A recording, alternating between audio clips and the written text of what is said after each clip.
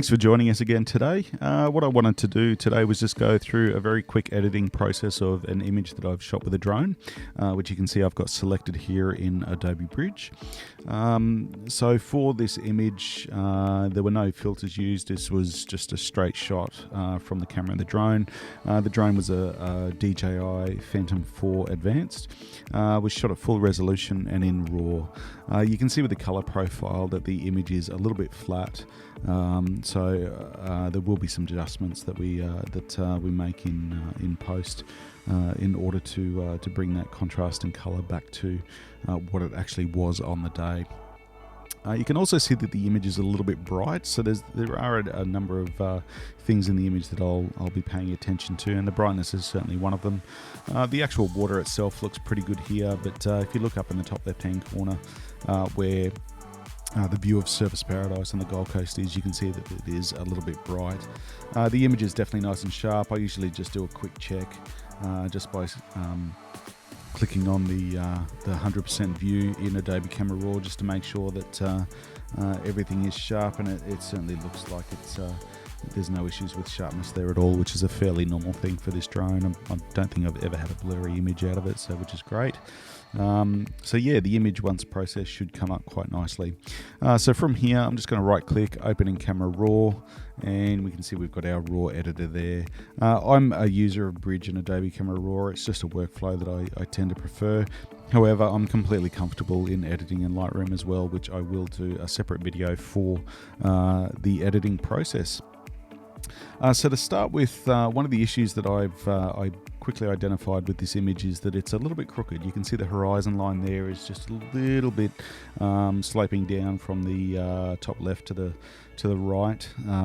So what I'm going to use is the straighten tool. The shortcut is A. So if I just click on that and then click and drag a dotted line roughly where I see the horizon to be, then we'll be able to straighten that image pretty easily. You can see it's cropped it according to that line that I've drawn, and if I just hit enter, you can see that it's now quite a bit straighter, which is great. So from here, I'm going to start to make the color and contrast adjustments that I would normally make. The base exposure for this image is pretty much on point, as I mentioned earlier, maybe a little bit bright for what I would normally shoot, but it's certainly within the realms and capacity of being able to work with all parts of the image and certainly all tonal values. You can see the histogram up on the top right hand side there in Adobe Camera Raw. It shows us that the bulk of the information is quite solid for and well within scope of being able to work with it for this image. So for the first adjustment that I'm going to make, I'm just going to increase the contrast a little bit, because being a digital negative, and certainly with the color profile settings that I have set for this camera, the images tend to be a little bit flat, which gives a little bit more flexibility for working in post. So I just increase the contrast there, and I'm just also going to decrease the highlights a little bit as well. You can see that it's immediately brought back some of the detail on that top left hand corner, which was a little bit bright, and as well as the whites in the foamy part of the wave there on the bottom right hand corner. You can see that all the texture there is well and truly maintained. What I am going to do is just drop the exposure just by -20, just to pull back again that area in the top left hand corner. Now I will make further adjustments to different parts of the image, but for now, as a base exposure with adjustments made to the whole image, I'm pretty happy with where it's at.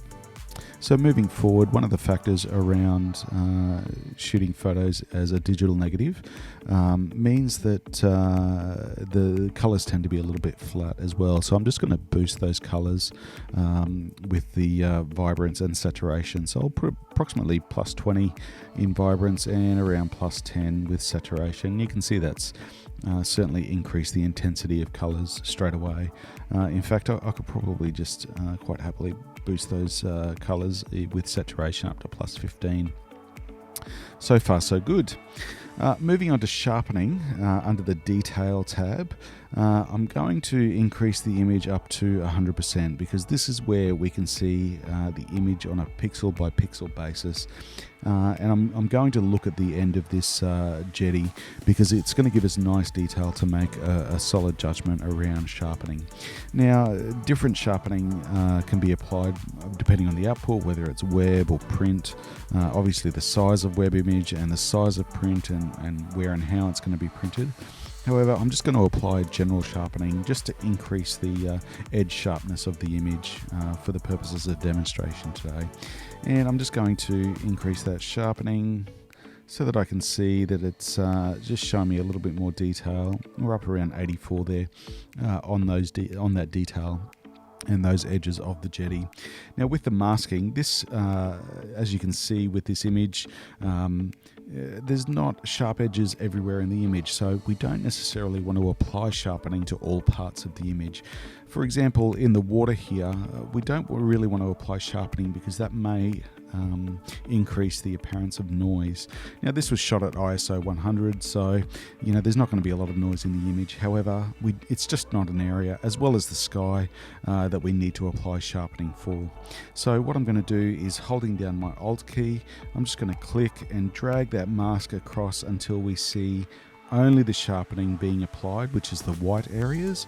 So only the sharpening being applied to the white areas and not the areas that we don't. So those white areas obviously have sharper elements to them. The ocean, much less. As you can see, most of it's been masked out. So that just means that when we look at those edges a little bit closer, we're not going to see sharpening applied to the waves or the sky or the soft tonal range areas, which is obviously a very important thing. The next adjustment that I'm going to talk about is the lens correction, and the main one here that I want to adjust is the remove chromatic aberration, quite often known or described as color fringing. You often see chromatic aberration on hard edges, particularly where dark areas meet bright areas.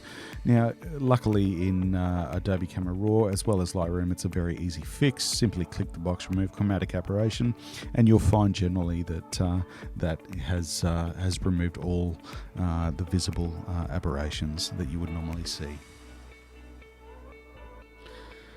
So moving back to full screen image, what we're going to do is just continue on our adjustments for color and contrast. Now for the color, you can see it was as shot with a color temperature of 6000 and a tint of +3 up in the magenta area. What I'm going to do, I just want to warm that image up just a little bit. Probably not that much. We'll probably balance it back a little bit, and just noticing a slight cyan tint as well, so we're just going to increase that tint towards the magenta just to give it a more neutral sort of color tint, just so that we don't have that cyan coming through. I'm just going to make further adjustments to the color temperature. As you can see, the adjustments that I'm making really aren't big adjustments. They're quite basic and quite simple adjustments. So you don't need to, when you correctly expose and color your images at the point of capture, it means that the adjustments that you make later are fairly minimal. And what that means is, particularly if you're printing, the quality of outcome is much better again. If you're having to make big adjustments and big changes to your images, then you're going to start to see the image fall apart, even when it's shot in RAW. So fixing it in post is not always the answer, and I would say the better result you can get in camera, the better result you're always going to end up with, whether your images are going on the web or in print. So just a final little adjustment that I'm going to make is to just increase the brightness, just to I want to bring out this color in the water. So I just want to increase the brightness of the water areas. As you can see, there's this beautiful blue and green sort of sea that on this particular day, quite a beautiful day and sunny and everything. So we just want to make sure that we bring that out just a little bit more, particularly in these areas where you can see the sand through the water, as it's quite a clear day. It's going to reduce the size of my brush. You can see just slightly painting in those areas. We're going to get some really nice color coming through, and we're just going to highlight the beauty of that water. and that sand coming through, and it just helps to increase our view of that sand, and obviously it then increases or makes more apparent the color that is in that water on that particular day. So we're just going to get rid of those adjustment points that naturally appear by clicking on overlay down in the bottom right hand corner, and we are good to go. So I'm pretty happy with where that image is at the moment. I'm still noticing that the brightness up on this top left hand corner of Surface Paradise with all those buildings is a little bit brighter than what I would normally like. So what I'm going to do is just adjust my brush, adjust the exposure on my adjustment brush down to -20, and there it is. And I'm just going to increase the size of that brush just so that it's not, I don't have any issues with hard edges. And I'm just going to paint in a little bit of darkness up on the top part of the image. Maybe just put that exposure adjustment down to -10. And just painting in a little bit of darkness around that city. You can see it's brought the detail back into that part of the image a little bit nicer. Such a beautiful sky and beautiful clarity in the water. And when we've got a solid base exposure, it's always good to just take advantage and make sure that all parts of the image are on point. So I'm pretty happy with where this image is at. As I mentioned, it was shot in the late morning on a beautiful sunny day, and I really just wanted to have this image representing what was seen on the day and what was experienced. Hope you've enjoyed it, and look forward to next time. Take care.